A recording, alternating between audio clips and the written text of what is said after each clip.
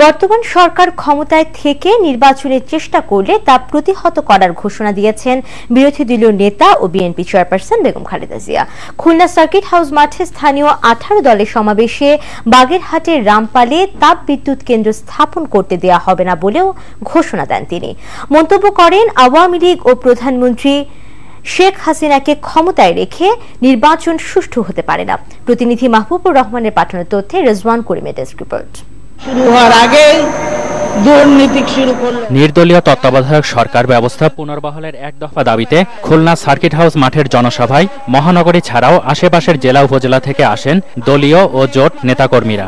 যশোর থেকে দুপুরে খুলনায় এসে এতে যোগ দেন জোট নেত্রী খালেদা জিয়া। সংবিধান সংশোধন করে নিরপেক্ষ সরকারের অধীনে নির্বাচনের আহ্বান জানান তিনি সমাবেশ থেকে।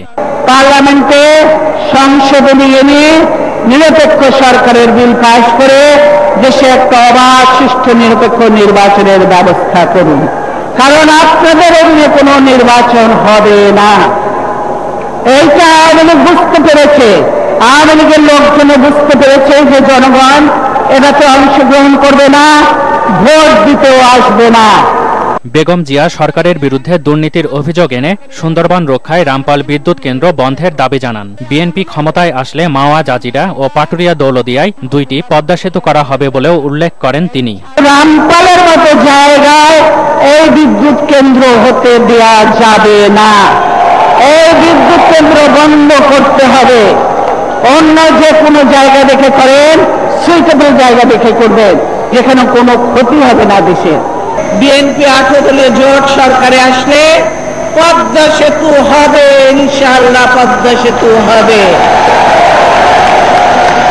এবার আমি বলবো আরো, পদ্মা সেতু একটা নয়, 2টা হবে, 2টা পদ্মা সেতু হবে। একটা মাওয়া দিয়ে আর একটা দৌলতদিয়া পাটুরিয়া ওই দিক দিয়ে 2টা হবে। তার শাসনামলের নানা সাফল্যের কথা তুলে ধরে 18 দলীয় নেত্রী বলেন, আবার ক্ষমতায় এলে নতুন ধারার সরকার গঠন করা হবে।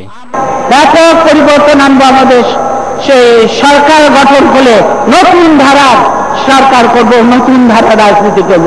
সেই ধারা অবশ্যই সময় মতো জানাবো। রেজওয়ান করিম, মোহনা, ন্যাশনাল ডেস্ক।